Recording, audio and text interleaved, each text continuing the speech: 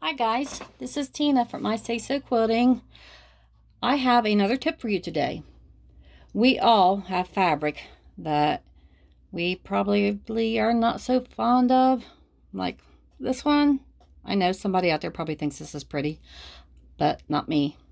The only thing I would ever use this in would probably be for the backing of an Easter quilt or something like that. First of all, it's kind of dated. This was probably something someone would have used probably late 80s or 90s. Probably would have made bedroom curtains out of it or something, or a sundress, something like that. But I just don't see a whole lot of uses for it. So that's why it was in my toss pile.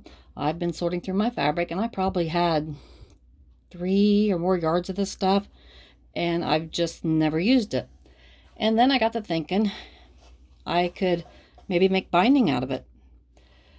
And I even thought about cutting these lines out and using it for sashing, because you take that away and you've got this going on. Or you could use this for sashing. But the problem with lined or fabric with lines on them is that if you're not perfect in your cutting and you're not perfect in your sewing, which I don't know anyone that is that perfect, it's going to show up. It's going to show every single one of your mistakes. Even if you're off your stitches by a 1/16 of an inch, it is going to show. But even if your stitches are perfect, the fabric may shift on you. To me, it's just not worth the effort, so I would rather just toss it and not use it. But what I did was I made binding, and I will show you this. Save your old thread spools, and I've got it secured here with some painter's tape so it won't hurt the fabric, and even if it does, I can just trim that piece off. And this particular one is cut 2.5 inches wide. I typically do mine 2 1/4. I just like it a little better. And I wound it. Look how much is there. There is enough there to do, I would say, at least 3 king-size quilts. And one of the things that you can do when you're making binding, see the seam here? You can trim that down to a little bit narrower than the 1/4 inch seam. But what you need to do is shorten your stitch length on your sewing machine. I will show you on mine. I put mine to about 1.8 when I'm making binding strips. That's not what I sew my binding on with, but this is what I do my binding strips with. By default, my machine is 2.5, but I like to take it down to 1.8 or 1.6. There's not a big difference between the two, but 1.8 I have found works really well. And then when you trim your seams down to be a little bit narrower, then you don't have as much bulk in your binding.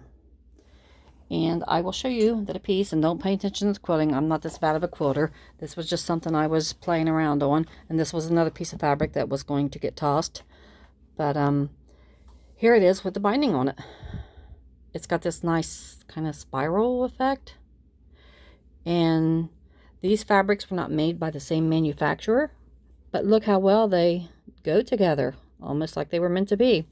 You could put this on a peach fabric, a pink fabric. There's even a little bit of yellow and a little bit of brown in there. So why not? There's green, obviously. So you could use this on several different kinds of a quilt print that you have and repurpose your fabric that you don't like. So this was just an idea of something to do with your ugly fabric. Give it a try. Great project to do on them days that you're in the mood to sew, but you just really don't have anything in particular, a project in mind that you want to do. But if you're like me, sometimes you just get the sewing bug and you just want to go down and sew. So this would be a great way to do that. Give it a try. Reuse or repurpose that ugly fabric into binding.